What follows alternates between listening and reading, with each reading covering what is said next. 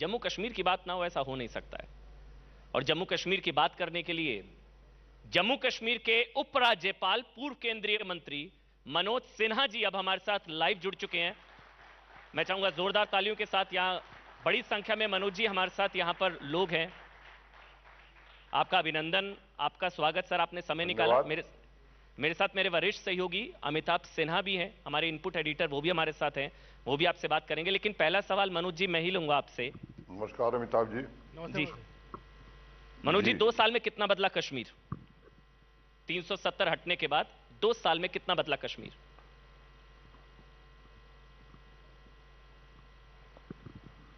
मुझे लगता है अमन जी कि कितना बदला इसका सही उत्तर मैं दूं, बेहतर है कि आप जम्मू कश्मीर के लोगों से पूछें।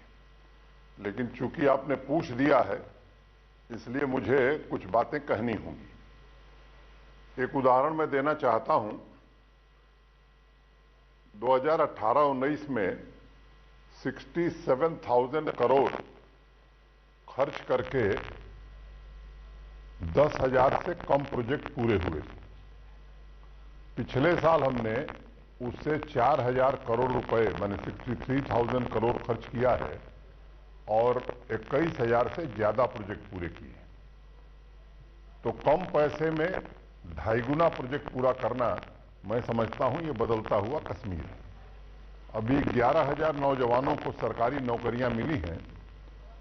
मैं आपको और आपके चैनल के माध्यम से लोगों को ये बात कहना चाहता हूं कि मेरिट और ट्रांसपेरेंसी के अलावा कोई दूसरा कंसिडरेशन नहीं रहा है। अब एक रिक्शे वाले, ठेले वाले के बच्चे को भी, जिसकी जान पहचान किसी से नहीं है, वो जम्मू कश्मीर में नौकरी मिली है। तीसरी बात मैं आपसे कहना चाहता हूं कि समय किसानों के आमदनी की बात बहुत हो रही है।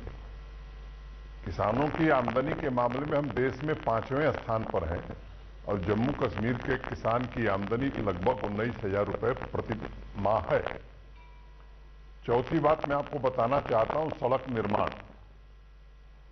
अभी 3 साल पहले तक सड़क निर्माण के मामले में देश में जम्मू कश्मीर 11वें 12वें स्थान पर होता था। इन 2 सालों का बदलाव यह है कि अब जम्मू कश्मीर देश के तीसरे स्थान पर है, जहां 1,500-2,000 किलोमीटर सड़क बनती थी, अब उसके 2.5 गुना सड़क बन रही है। मैकडमाइजेशन जो 2,500-3,000 किलोमीटर होता था, पिछले साल हमने 5,600 किलोमीटर पूरा किया। इस साल हम 8,000 किलोमीटर पूरा कर रहे हैं।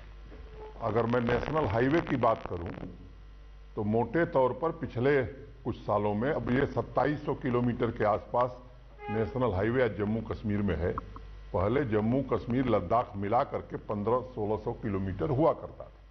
अभी 25 नेशनल हाईवे की नई प्रोजेक्ट जम्मू कश्मीर में प्रारंभ हुई हैं। कटरा से नई दिल्ली एक्सप्रेसवे का निर्माण काम अभी शुरू होने जा रहा है। मैं आपको बताना चाहता हूं कि इंटरनेशनल फ्लाइट श्रीनगर से शारजाह की प्रारंभ हो गई।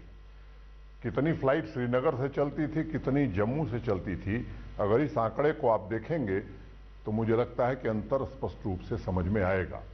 अगर मैं बिजली की बात करूं तो आजादी के बाद से लेकर के और 2 साल पहले तक कुल जनरेशन क्षमता हमारी 3500 मेगावाट से कम थी जी। पिछले 6-8 महीनों में नेशनल हाइड्रो पावर कॉरपोरेशन के साथ हमने कई अनुबंध किए हैं और मैं आपके चैनल के माध्यम से बताना चाह रहा हूं जम्मू कश्मीर के लोगों को, देश के लोगों को, कि आने वाले 5 वर्ष में इतनी ही बिजली हम और बना लेंगे और बिजली के मामले में हम आत्मनिर्भर होंगे।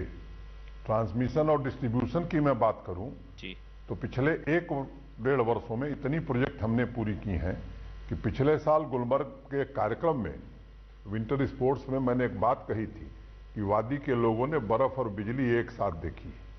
तो ये बात कहने की स्थिति में हम आए।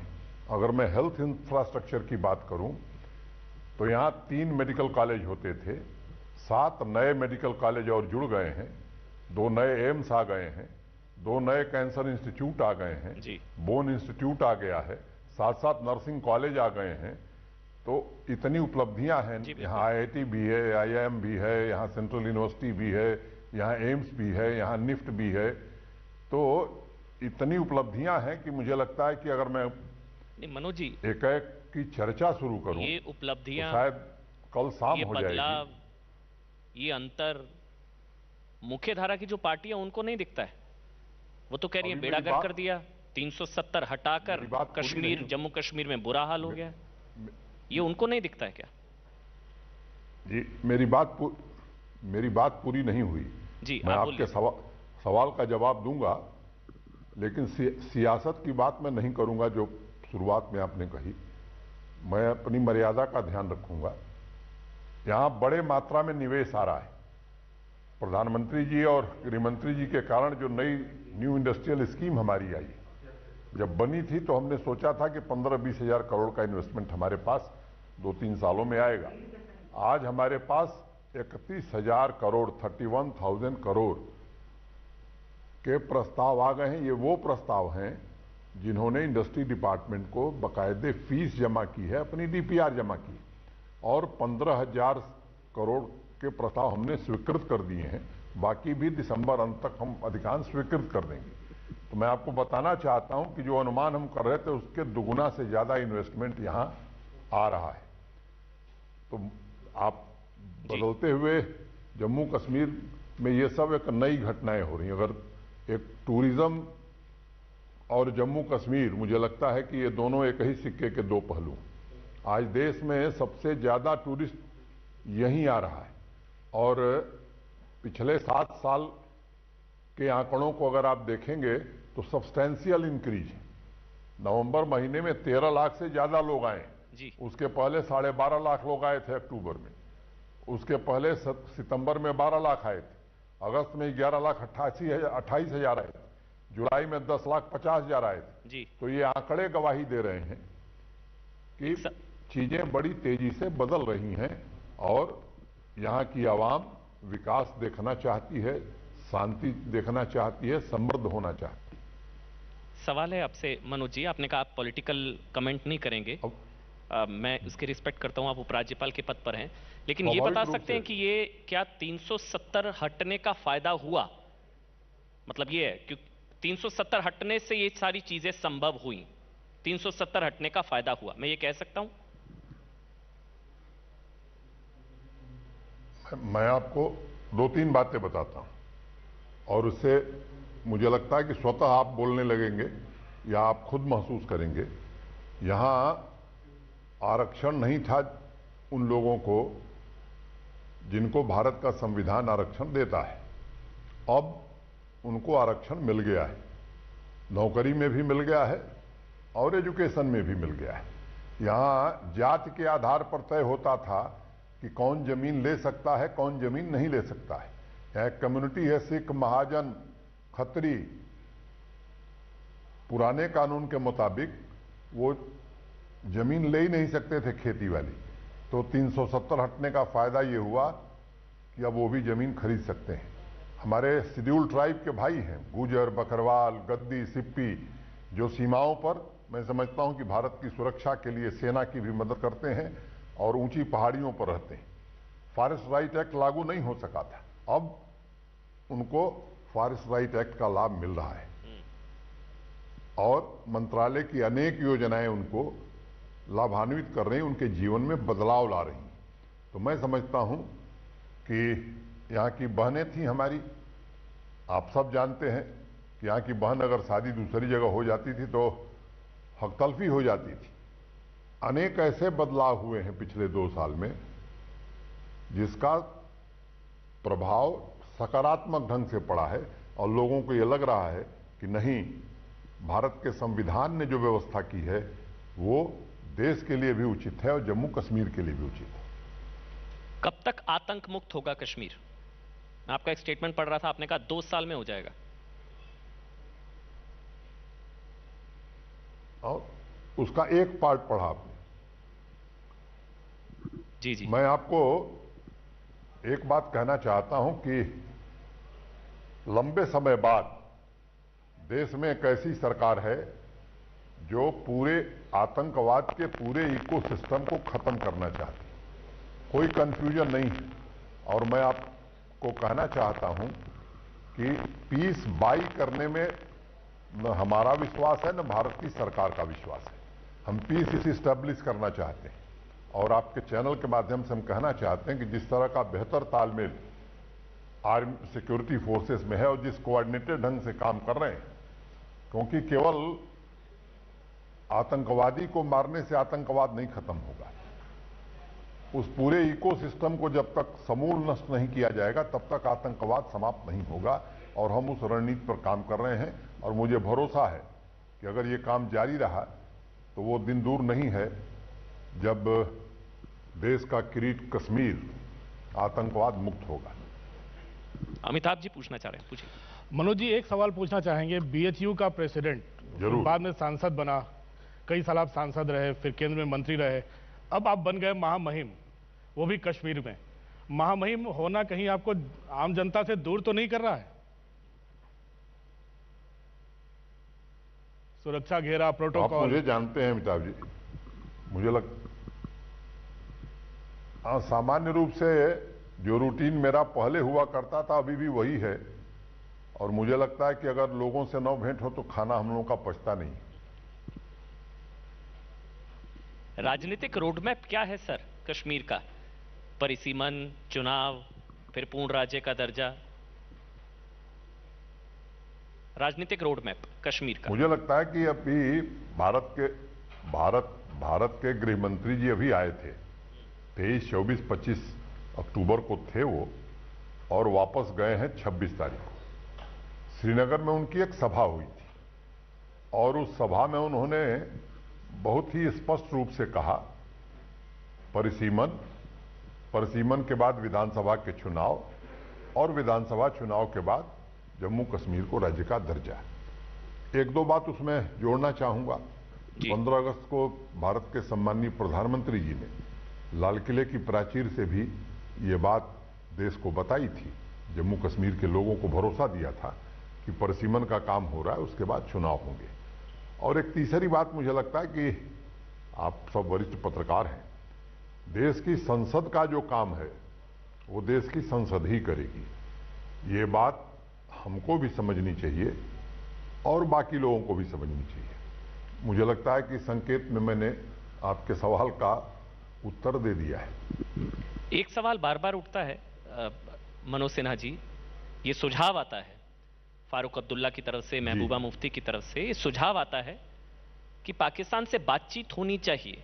कश्मीर में अगर स्थिरता, स्टेबिलिटी लानी है तो पाकिस्तान से बातचीत होनी चाहिए। सही सुझाव है?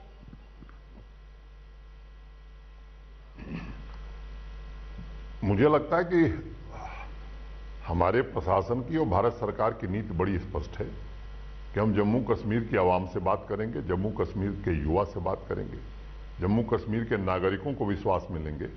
जम्मू कश्मीर भारत का अभिन्न अंग है, जम्मू कश्मीर भारत का अटूट हिस्सा है, जम्मू कश्मीर के लोग हमारे हैं, हम उनके हैं। इसमें तीसरे किसी से बात करने की गुंजाइश मुझे दिखती नहीं। महबूबा मुफ्ती का एक स्टेटमेंट था सर अभी कि कश्मीर को अगर साथ रखना है तो 370 बहाल करो।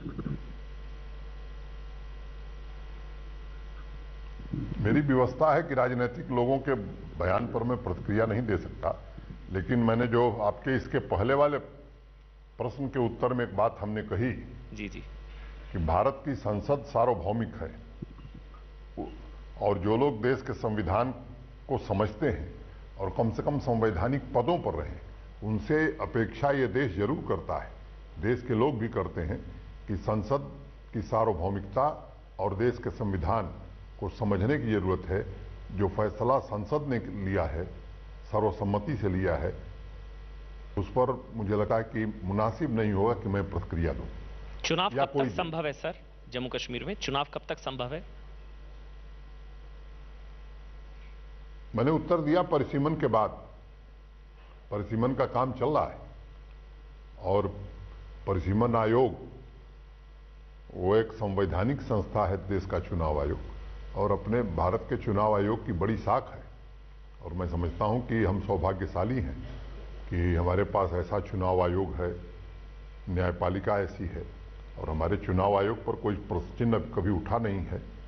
और मैं मानता हूं कि जैसे ही परिसीमन होगा, जैसा प्रधानमंत्री जी ने कहा है लाल किले की प्राचीर से, या अभी देश के गृह मंत्री जी ने संसद में पिछली बार कहा था, और पार्लियामेंट के फ्लोर पर कही गई बात का महत्व क्या है ये अमिताभ जी भी समझते हैं और आप भी समझते हैं।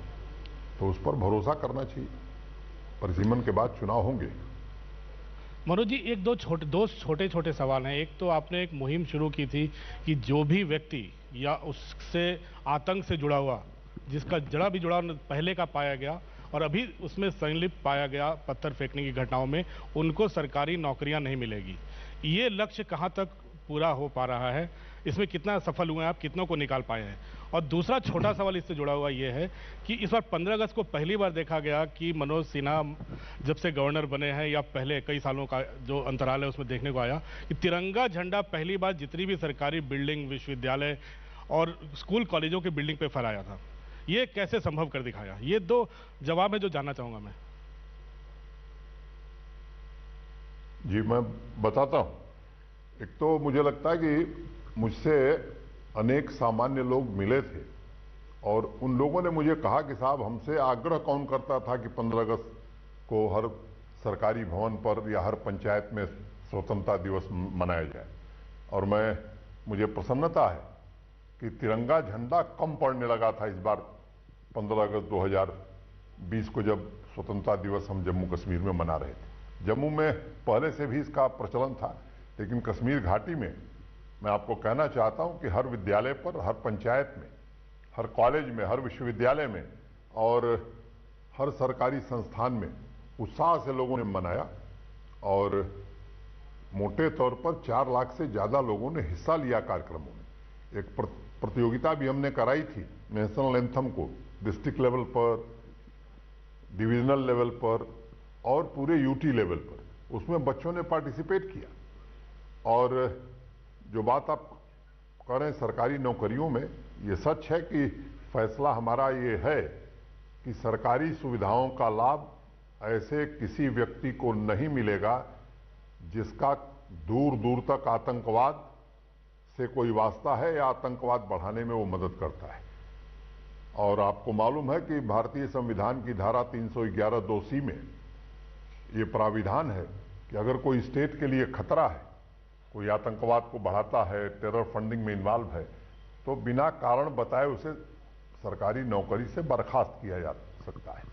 और संविधान सभा की अगर बहस को आप देखेंगे तो उस समय सरदार पटेल और डॉक्टर भीमराव अंबेडकर दोनों ने इस बात की पुरजोर वकालत की थी कि हाँ, स्टेट के पास ये अख्तियार होना चाहिए कि अगर कोई व्यक्ति स्टेट के लिए खतरा है तो वो सरकारी सेवाओं में नहीं हो सकता है।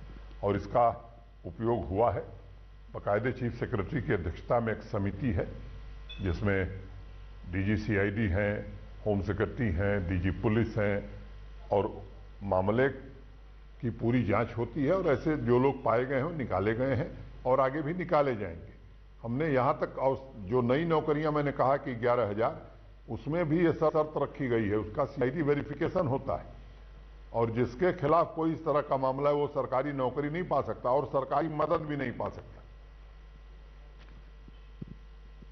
सर, कश्मीरी पंडितों की घर वापसी से जुड़ा भी एक सवाल है। आपने कहा कि हालात बहुत तेजी से बदल रहे हैं, वो चीजें दिख रही हैं, इन्वेस्टमेंट है, 35,000 करोड़, 25,000 करोड़ के प्रपोजल आ चुके हैं, चीजें बदल रही हैं, विकास हो रहा है, नया कश्मीर।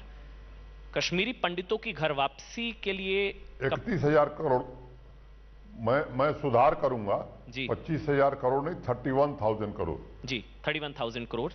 कश्मीरी पंडितों की घर वापसी के लिए अनुकूल माहौल कब तक, कितना समय?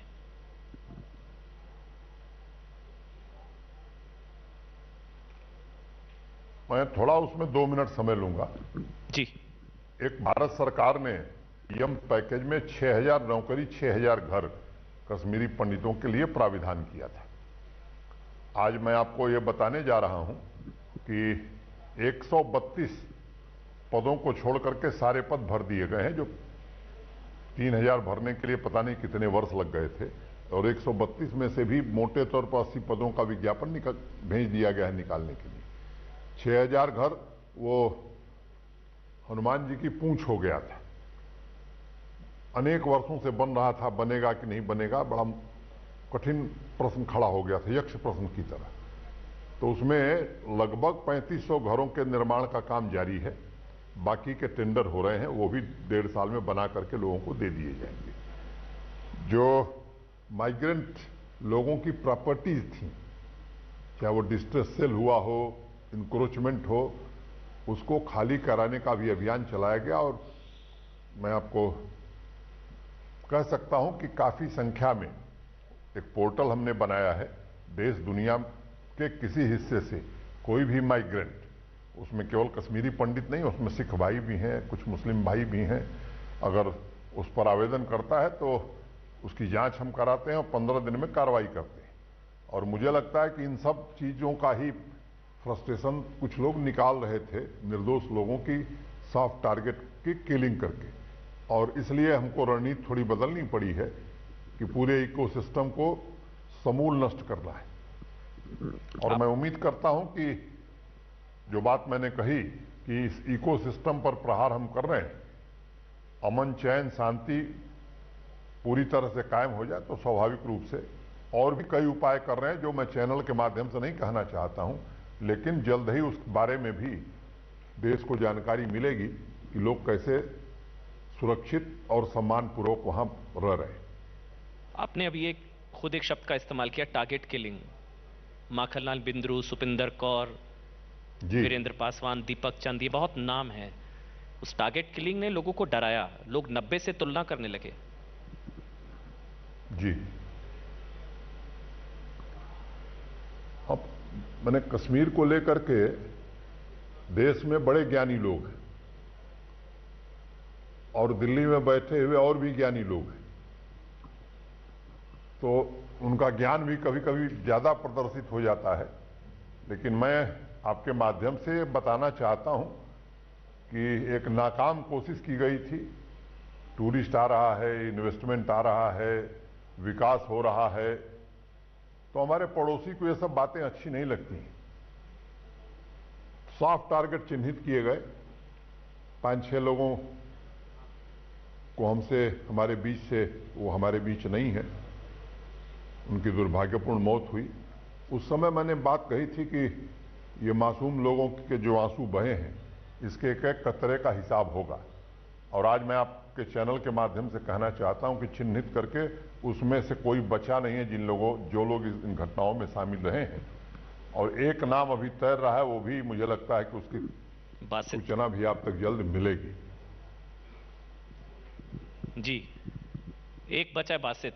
ये आंकड़ों के हिसाब से भी देखेंगे तो मुझे लगता है कि वो चाहे सिविलियन किलिंग हो, फोर्सेस की किलिंग हो, स्टोन पेल्टिंग, अब इतिहास की बात हो गई है, तो इस मामले में भी पिछले 2 वर्षों में भारी सुधार हुआ है।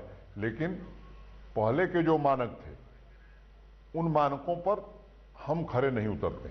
हमारे लिए किसी एक निर्दोष व्यक्ति की किलिंग उतनी ही महत्वपूर्ण है जितनी 100 लोगों की। और इसलिए हम ऐसी सिचुएशन पैदा करना चाहते हैं जहां एक भी निर्दोष व्यक्ति न मारा जा सके। हमारे स्टैंडर्ड वो हैं। कुछ लोगों के स्टैंडर्ड और रहे होंगे, जिस स्टैंडर्ड के आधार पर लोग कहते हैं कि हमने तो आतंकवाद खत्म कर दिया था।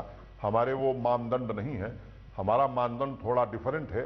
इसलिए मैं मानता हूं कि आने वाले 2-2.5 साल में वो स्थिति हम प्राप्त करेंगे। बिल्कुल मनोज जी, वो प्रेस कॉन्फ्रेंस मैंने भी देखी थी जिसमें आतंकियों की टारगेट किलिंग शुरू हुई और सबको मारा गया है। सिर्फ एक बचा है बासित, मुझे नाम भी ध्यान है। प्रेस कॉन्फ्रेंस सिर्फ एक बचा है बासित, जिसने टारगेट किलिंग की थी। सबका हिसाब हुआ। क्योंकि ये सवाल इसलिए जरूरी है मनोज जी, उमर अब्दुल्ला ये कह रहे थे, पॉलिटिकली अगर आप ना, लेकिन वो नीतियों पर सवाल उठा रहे थे, अगर आप उस पर बोले। उन्होंने कहा कि ये सरकार की नीतियों की वजह से आम कश्मीरी हथियार उठा रहे हैं।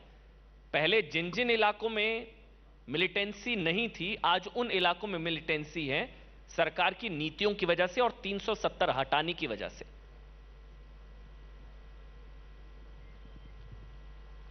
इसलिए बिंदुरू से लेकर सारी चीजें हो रही हैं। मैंने आपको पहले ही बताया कि ये सॉफ्ट किलिंग या टारगेटेड किलिंग क्यों हुई, इसका उत्तर मैं दे चुका हूं। और कुछ लोगों को लगता होगा, उनकी अपनी सोच है, मुझे लगता है कि इन नीतियों के कारण कश्मीरी अवाम मुतमईन है, प्रसन्न है। और अगर कोई ऐसी व्यवस्था इस देश में रहती कि गुप्त मतदान हो जाता कि जम्मू कश्मीर के लोग क्या चाहते हैं, तो शायद बेहतर परिणाम आते, तो लोगों को पता चलता कि 2 साल में क्या बदला है। मनोज जी, जो पॉलिटिकल रोड मैप का जिक्र आपने किया, परिसीमन, चुनाव, उसके बाद राज्य का दर्जा, बिना मुख्यधारा की पार्टियों को साथ लिए कश्मीर के भविष्य की, मतलब कश्मीर की क्या, कैसे आगे बढ़ पाएंगे आप बिना मुख्यधारा की पार्टियों को साथ लिए? ना पीडीपी, ना नेशनल कॉन्फ्रेंस, बिना इनके कश्मीर का भविष्य है? मुझे मैं समझा नहीं आपका सवाल। मैंने मुख्य धारा की पार्टियों के लिए पूरी आजादी है, बयान देने की आजादी है, राजनीतिक गतिविधि चलाने की आजादी है। जितना सुरक्षा व्यवस्था उनको चाहिए वो प्रशासन दे रहा है। रोज जाकर के वो सभा कर रहे हैं, आपके चैनल पर दिखाया जा रहा है। तो मुझे लगता है कि पॉलिटिकल प्रोसेस में जो सुविधा प्रशासन को उपलब्ध करानी चाहिए वो पूरी सुविधा हम उपलब्ध करा रहे हैं। और विधानसभा के चुनाव ही पॉलिटिकल प्रोसेस है, ऐसा मुझे लगता है कि देश नहीं मानता है। पहली बार यहां 3 टियर पंचायती सिस्टम लागू हुआ और डिस्ट्रिक्ट कैपेक्स का बजट पंचायत प्रतिनिधियों से, डीडीसी के प्रतिनिधियों से और डीडीसी के प्रतिनिधियों से वाइड कंसल्टेशन के आधार पर बना। और पिछले साल की तुलना में 2.5 गुना से ज्यादा डिस्ट्रिक्ट कैपेक्स बजट पारित हुआ है। लोकसभा के चुनाव हुए हैं और विधानसभा के बारे में भी मैंने बता दिया, गृह मंत्री जी ने बताया है, देश के सम्मानीय प्रधानमंत्री जी ने बताया है। तो किसी पॉलिटिकल पार्टी को रोका तो जा नहीं रहा है। और भारत के संविधान में सबको आजादी है, कोई पॉलिटिकल पार्टी में है तो भी, और यहाँ तो निर्दल लोग भी चुनाव लड़ सकते हैं। जी जी जी, नहीं वो तो चुनाव ही नहीं लड़ते ना सर। होगा तो सब लोग उसमें पार्टिसिपेट, तो चुनाव का बहिष्कार कर देते हैं ना मनोज जी। कौन बहिष्कार करता है? पीडीपी, एनसी 370 के विरोध में चुनाव का ही बहिष्कार किया था। सब लोग पार्टिसिपेट किए थे। नहीं, अभी चुनाव हुआ, सब लोग पार्टिसिपेट किए थे। अभी तो 10 महीने पहले हुए हैं चुनाव डीडीसी के। Every political party participated in that election. और मैं आपको बताऊं कि पिछले लोकसभा विधानसभा चुनाव से अगर आप तुलना करेंगे तो जो स्थान सोपैया में भी जबरदस्त मतदान हुआ था, पुलवामा में भी जबरदस्त मतदान हुआ था, 103 साल का बुजुर्ग व्यक्ति भी मतदान किया और 18 साल के नौजवान ने भी मतदान किया। महिलाएं बड़ी संख्या में निकल करके ठंड के दिनों में मतदान केंद्रों पर आई। और मैं आपको बताना चाहता हूं और जिम्मेदारी से बात बताना चाहता हूं जी कि पूरी तरह से निष्पक्ष चुनाव हुए और एक बूंद रक्त की जम्मू कश्मीर की धरती पर नहीं गिरी। इस तरह का चुनाव पहली बार हुआ है। और यहां के लोग कहते हैं कि साहब इस तरह के चुनाव तो हमने देखे नहीं थे। अमिताभ जी। मनोज जी, एक सवाल पूछना चाहेंगे। कोरोना का काल आया, उसके बाद टारगेटेड किलिंग्स भी कुछ ऐसी हो गई जिसने लोगों को डराया। क्या आपने आंकड़े कुछ बताए, लेकिन क्या आपको लगता है उससे कुछ पर्यटक डरे हैं? जो पर्यटक आना शुरू हो गए थे, गुलमर्ग में फिर स्कीइंग चालू हो गई थी, राष्ट्रपति कोविंद जब गए तब कोई दुकान बंद नहीं रही, वहाँ कुछ पर्यटकों का आना आपको लगता है कम हुआ है इस टारगेटेड किलिंग के बाद या फिर कोरोना के खतरे के बाद? मेरे पास आंकड़े हैं अमिताभ जी, मैंने आंकड़ों का जिक्र किया था। और मेरा आपसे आग्रह यह है कि आप बड़े पत्रकार हैं, आपका चैनल भी बड़ा मानिन चैनल है, आप जरा किसी होटल में अपने लिए कमरा खोज लीजिए। उसके लिए मुझे लगता है आपको कठिनाई होगी। नहीं मिलेगा, नहीं मिलेगा सर, ठीक कह रहे हैं आप। मेरे जो प्रशासनिक काम हैं उनके अलावा एक काम मेरे पास यह है कि आप जैसे मित्र या देश भर के सामाजिक राजनीतिक क्षेत्र से जुड़े हुए लोग, आज ही मेरे पास हैदराबाद से एक फोन आया कि कुछ लोग जा रहे हैं, उन्हें होटल नहीं मिला, इसमें मदद कर दीजिए।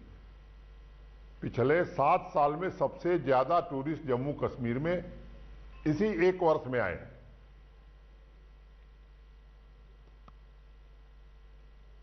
बस एक आखिरी सवाल सर, मनोज जी, बस एक आखिरी सवाल आपसे। कश्मीर का आगे का भविष्य बस आपसे जानना चाहेंगे। आगे का नया कश्मीर जो बार बार कहा जाता है, नया कश्मीर, नई तस्वीर, नई तकदीर, नया कश्मीर का आगे का भविष्य क्या है? बस एक आखिरी सवाल सर।